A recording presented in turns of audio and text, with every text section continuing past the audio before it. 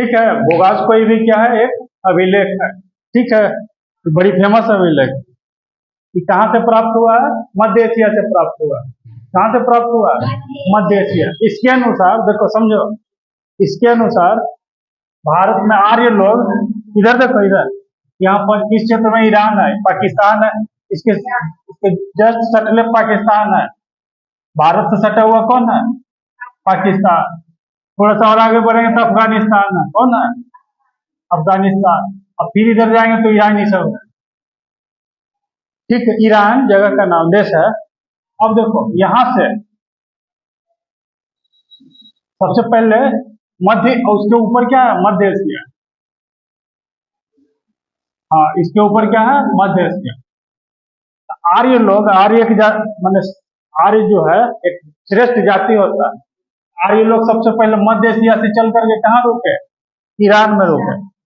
Iran से दो भाग में भाग गए, दो भाग में बट गए, एक पूर्व भाग और एक पश्चिम भाग। पश्चिम भाग में जो गए तो पश्चिमी सभ्यता, अंग्रेज सभ्य जिसको कहते हैं, पश्चिमी सभ्यता का निर्माण हुआ। और पूर्व भाग में जो गए तो उससे वैदिक सभ्य, माने भारत का जो सभ्यता है ना, उसका निर्माण हुआ। ये सब किस में लिखा हुआ? बोगाज कोई अभिलेख। याद हुआ? फिर से समझाता है। बोगाज कोई एक अभिलेख का नाम। ठीक, यह कहाँ से प्राप्त हुआ है? मध्य एशिया। इसमें लिखा हुआ है कि आर्य लोग सबसे पहले कहाँ रुके? आके ईरान में रुके, और ईरान से दो भाग में बट गए, पश्चिम में और पूर्व में। पश्चिम में जो गए उससे अंग्रेज सब पश्चिमी सभ्यता का निर्माण, और पूर्व से वैदिक सभ्यता का निर्माण हुआ। समझ में आया? लिखो, लिखो, यह मध्य एशिया से प्राप्त हुआ। तो तुम देखो, यह मध्य एशिया से प्राप्त हुआ। यह इस क्या लिखवा रहे थे? बोगाज कोई अभिलेख। यह मध्य एशिया से प्राप्त हुआ है, जो 1400 ईस्वी पूर्व का है। जो 1400 ईस्वी पूर्व का है, इसे संधि पत्र अभिलेख भी कहा जाता है। जो 1400 ईस्वी पूर्व का है, 1400 ईस्वी पूर्व का, जो छूटा रहेगा लिख लेना। 1400 ईस्वी, 1400 ईस्वी पूर्व का, ये 1400 ईस्वी पूर्व का। इसे संधि पत्र अभिलेख भी कहा जाता है। इसे संधि पत्र अभिलेख भी कहा जाता है। इसे संधि पत्र अभिलेख भी कहा जाता है।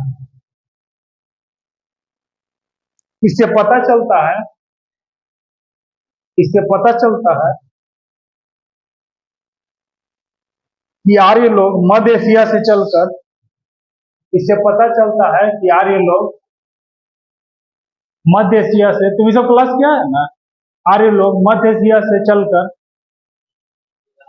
सर्वप्रथम ईरान में रुके।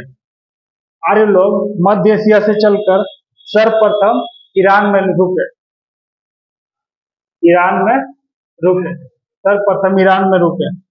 यहां से दो शाख, यहां से दो शाखाओं में बट गए। यहां से दो शाखाओं, यहां से दो शाखाओं, पूर्व तथा पश्चिम, दो शाखाओं पूर्व तथा पश्चिम में बट गए। पूर्व तथा पश्चिम में बट गए। पूर्व में जाने से, पूर्व में जाने से वैदिक सभ्यता, पूर्व में जाने से वैदिक सभ्यता, पूर्व में जाने से वैदिक सभ्यता, पूर्व में जाने से वैदिक सभ्यता, और पश्चिम में जाने से पश्चिमी सभ्यता का निर्माण हुआ। पश्चिम में जाने से, पश्चिम में जाने से पश्चिमी सभ्यता का निर्माण हुआ। पश्चिम में जाने से पश्चिमी सभ्यता का निर्माण हुआ। दूसरा, दूसरा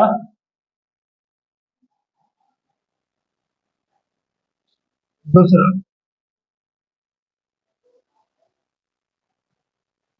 देशनगर का गरुड़ स्तंभ। दूसरा, देशनगर का गरुड़ स्तंभ। देशनगर का गरुड़ स्तंभ, ये भी इंपॉर्टेंट है।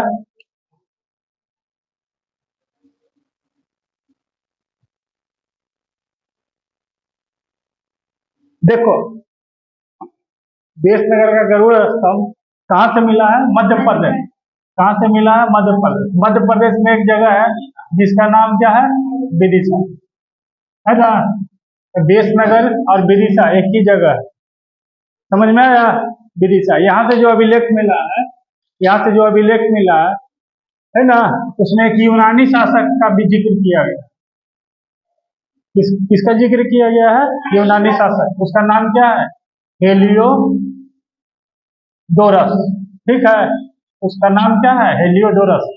ये जो यूनानी शासक है, अंग्रेज ना है, यूनानी यूनानी शासक ना है, लेकिन भारत में आकर के ये भागवत धर्म को अपना लिया।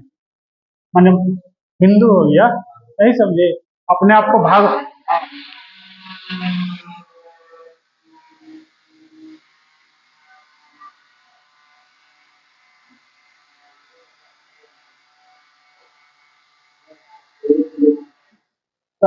हाँ, तो देखो,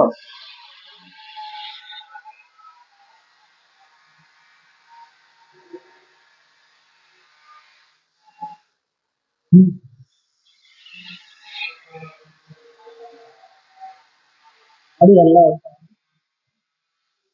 देशनगर का गरुड़ स्तंभ कहाँ से मिला है? एमपी में, एमपी से मिला है, मध्य प्रदेश से। मध्य प्रदेश के विदिशा नामक क्षेत्र से मिला है। ठीक, इसमें एक राजा का वर्णन है जो यूनानी शासक है ना? यूनानी शासक जो है वो आकर के अपना धर्म परिवर्तन कर लिया, भागवत धर्म को अपना लिया और स्वयं को भागवतम कहा गया। अपने आप को भागवतम कहा है। किस अभिलेख में? देशनगर के गरुड़ स्तंभ। याद हुआ इसके बारे में सब कुछ? लिखो, यह अभिलेख मध्य प्रदेश में स्थित है। यह अभिलेख मध्य प्रदेश में स्थित है।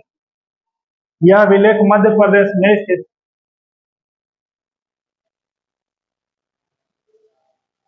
यह अभिलेख मध्य प्रदेश में स्थित है। बेसनगर का प्राचीन नाम विदिशा है। बेसनगर का बेसनगर का प्राचीन नाम विदिशा है। बेसनगर का प्राचीन नाम क्या है? विदिशा। बेसनगर का प्राचीन नाम विदिशा है। इससे स्पष्ट होता है, मनीष अभिलेख से, इससे स्पष्ट, जो छूटा हुआ रहेगा लिख लेना।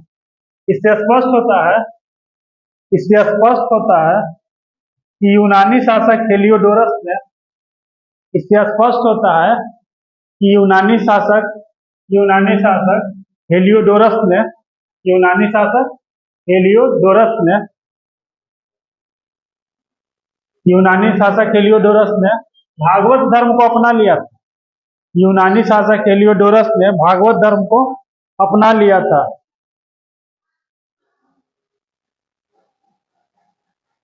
भागवत धर्म को अपना लिया, क्योंकि क्योंकि उसने इस अभिलेख में क्योंकि उसने इस अभिलेख में स्वयं को इस अभिलेख में स्वयं को भागवतम कहा है। क्योंकि उसने इस अभिलेख में स्वयं को क्या कहा है? भागवतम कहा, भागवतम कहा है।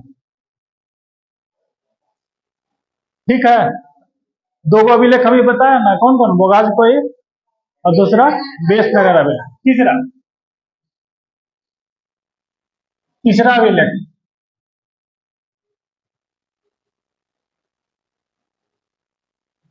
लिखो तीसरा अभिलेख, पर्सिपोलिस और बहिस्तून अभिलेख। पर्सिपोलिस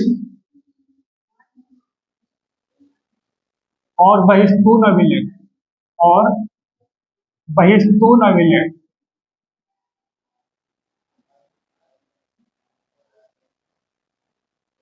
पर्सिपोलिस और बहिस्तून अभिलेख।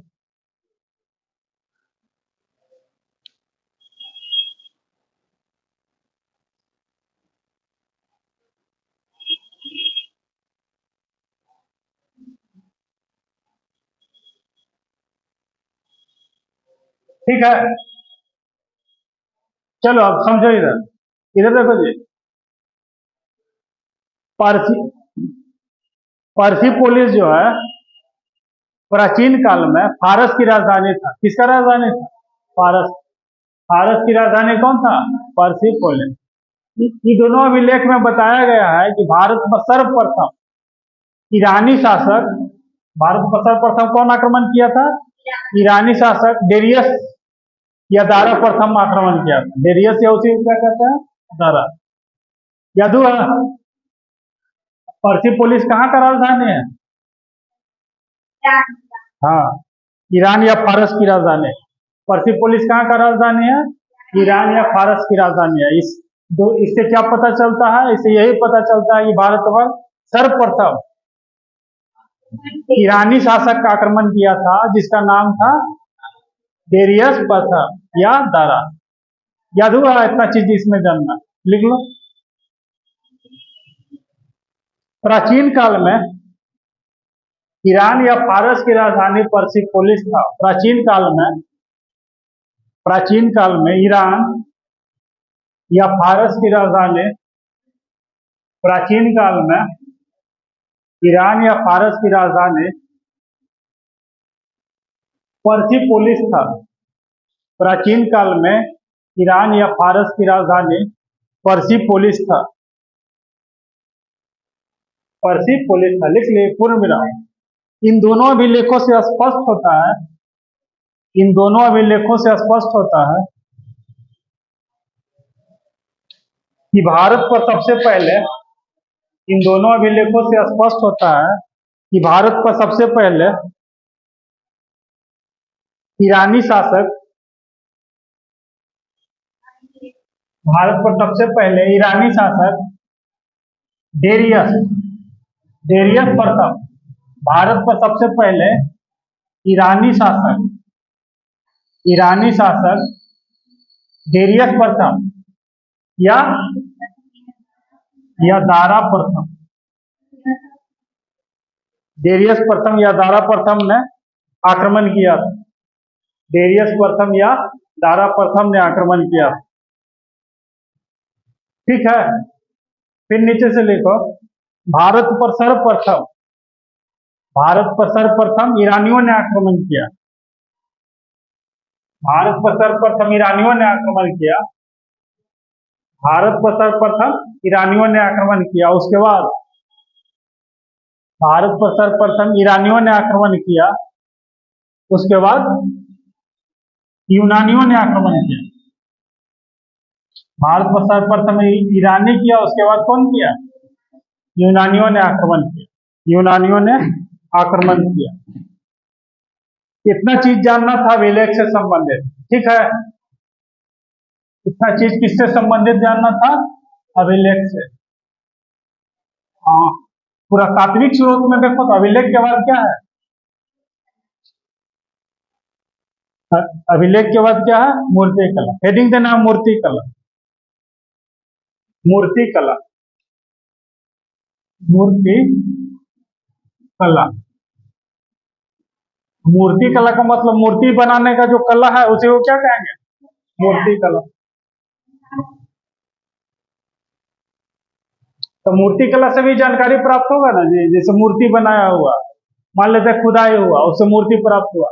अब सोना का मूर्ति है तो उससे क्या पता चलेगा कि उस समय आर्थिक व्यवस्था बड़ा अच्छा था, मजबूत था। समझो जी, इधर बस समझा रहे हैं। मान लेते हैं सोना का मूर्ति प्राप्त हुआ तो उससे पता चलेगा ना कि आर्थिक व्यवस्था, मान लो कि मिलावट है सोना में, वैसा मूर्ति प्राप्त हुआ। फिर देखेंगे कितना बढ़िया सा मूर्ति बनाया हुआ, उससे पता चलेगा कि वो उस समय कारीगरी बड़ी अच्छा था, है ना, शिल्प कला का बड़ी विकास था। और मूर्ति कला से भी इतिहास लिखा जा सकता है कि नहीं? मूर्ति कला लिखो। मूर्ति कला से भी, मूर्ति कला से भी, है ना, मूर्ति कला से भी, मूर्ति कला से भी देखिए, हम लोगों को प्राचीन इतिहास के बारे में, मूर्ति कला से भी हम लोगों को प्राचीन इतिहास के बारे में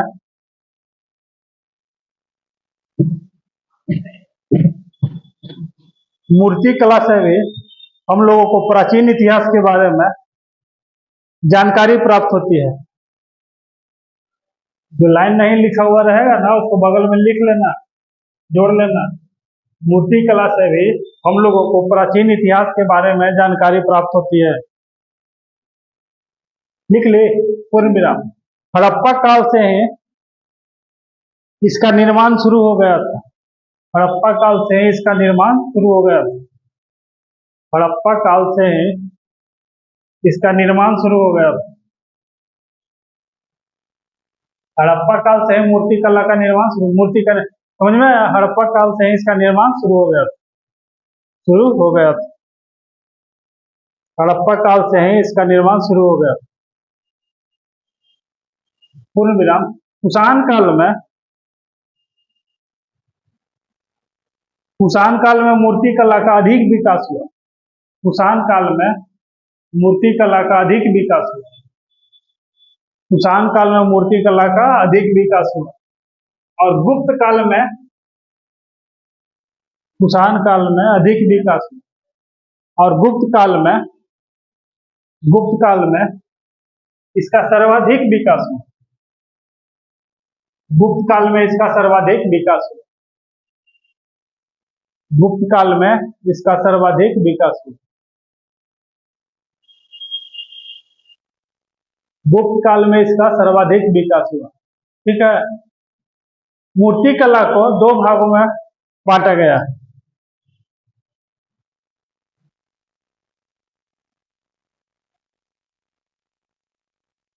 मूर्ति कला को दो भागों में बांटा गया। पहला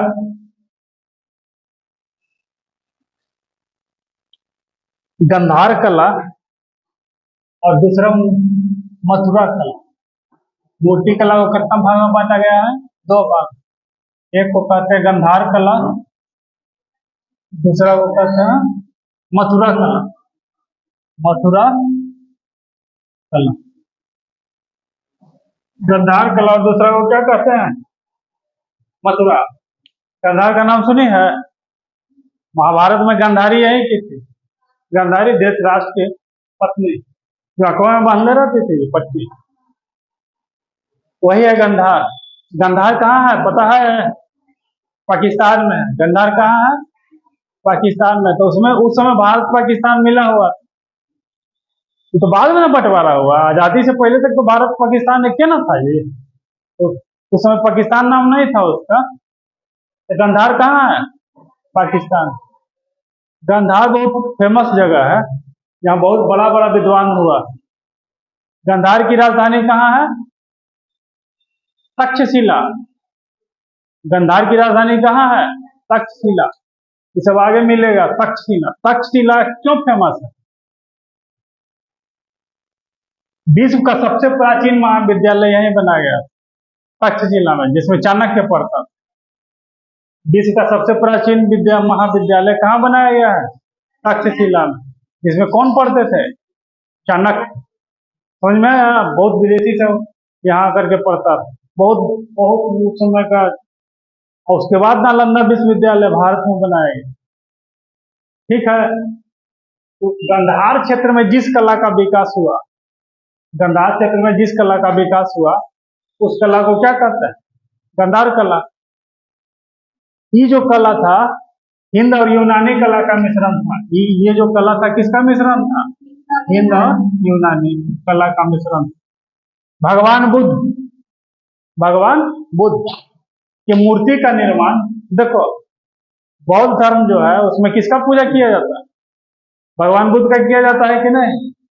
तो बौद्ध धर्म में बताया गया है कि मूर्ति पूजा ये सब बेकार चीज है। क्या बताया गया है? ये सब अंधविश्वास।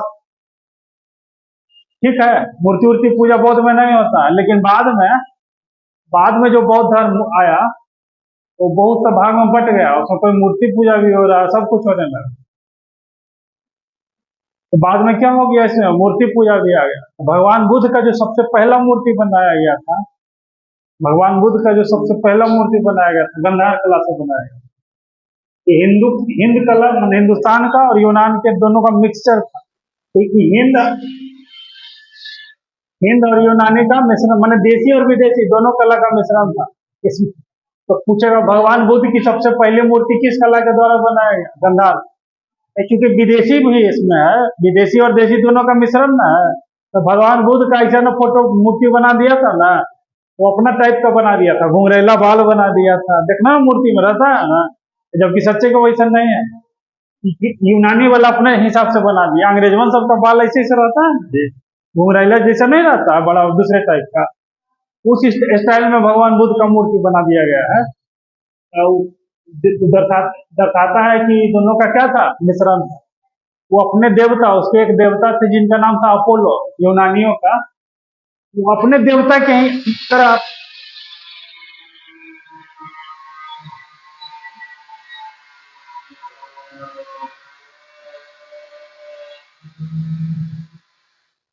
वो है ना, तो भगवान बुद्ध का मूर्ति बना दिया अपने देवता की तरह। उसके देवता का नाम क्या था, अपोलो। घुंघरेले जैसे बाल बना, देखना ना मूर्ति में, भगवान बुद्ध का मूर्ति कहीं कहीं देखना, है ना। तो वैसा वैसे सच्चे के थोड़ा वैसा है। मथुरा कला, दूसरा कला क्या है, मथुरा कला, ये शुद्ध देसी कला। मथुरा कला क्या है, देसी कला। मथुरा कला क्या है, देसी कला ना। हिंद प्लस यूनानी लिख दिया तो विदेशी है ना होगा।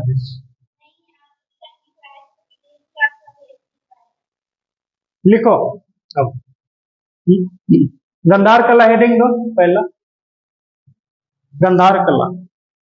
यह वर्तमान में, गंधार कला यह वर्तमान में पाकिस्तान में स्थित है।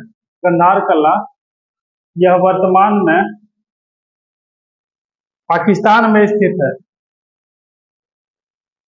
यह वर्तमान में कहाँ स्थित है, पाकिस्तान में स्थित। प्राचीन काल में, प्राचीन काल में, प्राचीन काल में गंधार राज्य की राजधानी, प्राचीन काल में गंधार राज्य की राजधानी तक्षशिला थी। प्राचीन काल में गंधार राज्य की राजधानी तक्षशिला थी। और मेरा इस क्षेत्र में, इस क्षेत्र में जिस कला का, इस क्षेत्र में जिस कला का विकास हुआ, इस क्षेत्र में जिस कला का विकास हुआ, इस क्षेत्र में जिस कला का विकास हुआ, इस क्षेत्र में जिस कला का विकास हुआ उसे, इस क्षेत्र में जिस कला का विकास हुआ उसे गंधार कला कहते हैं। इस क्षेत्र में जिस कला का विकास हुआ उसे गंधार कला कहते हैं। इस क्षेत्र में जिस कला का विकास हुआ उसको क्या कहते हैं, गंधार कला कहते हैं। गंधार कला कहते हैं। फिर नीचे से लिखो,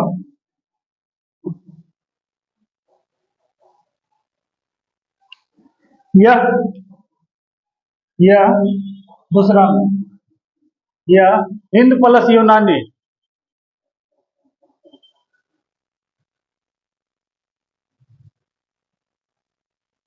के मिश्रण से,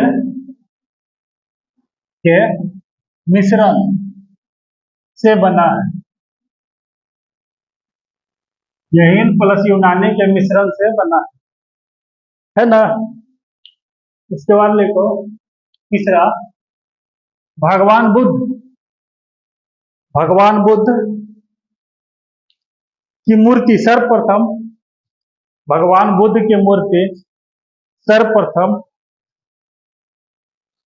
भगवान बुद्ध की मूर्ति सर्वप्रथम, भगवान बुद्ध की मूर्ति सर्वप्रथम गंधार कला के अंतर्गत, भगवान बुद्ध की मूर्ति सर्वप्रथम गंधार कला के अंतर्गत बनाया गया। भगवान बुद्ध की मूर्ति गंधार सर्वप्रथम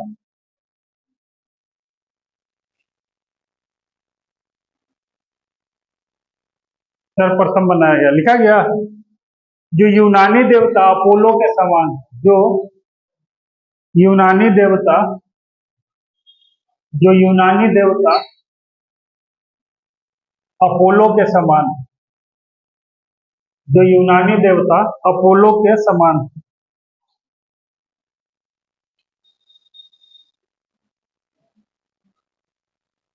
दूसरा, अभी तक क्या पढ़ रहे थे? गंधार कला पढ़ रहे थे, है ना? दूसरा कौन सा कला है? मथुरा कला। मथुरा कला, दूसरा मथुरा कला, दूसरा मथुरा कला। विदेशी है कि विदेशी है? हाँ, लिख। गंधार कला विदेशी है, गंधार कला विदेशी है। मेरे कॉपी में क्या लिखा हो? गंधार कला विदेशी है, कौमा, जबकि मथुरा कला, जबकि मथुरा कला, यही बात तो बोल रहे थे तुम, उनका पढ़ रहे हो। गंधार कला विदेशी है, गंधार कला विदेशी है, जबकि मथुरा कला, जबकि मथुरा कला पूर्णतः स्वदेशी है, जबकि मथुरा कला पूर्णतः स्वदेशी है। मथुरा कला पूर्णतः क्या है? स्वदेशी है। पूर्ण विराम। गंधार और मथुरा कला का अधिक विकास, गंधार और मथुरा कला का अधिक विकास, गंधार और मथुरा कला का अधिक विकास, गंधार और मथुरा कला का अधिक विकास, अधिक विकास कुषाण काल में हुआ। गंधार और मथुरा कला का अधिक विकास कुषाण काल में हुआ, कुषाण काल में हुआ। इतना समझ में आया? इसमें कुछ पूछना है? गंधार कला क्या है, मथुरा कला क्या है, इसके बाद क्या है? अगला हेडिंग दे दो, चित्रकला। चित्रकला बंद। अगला हेडिंग क्या है पढ़ना?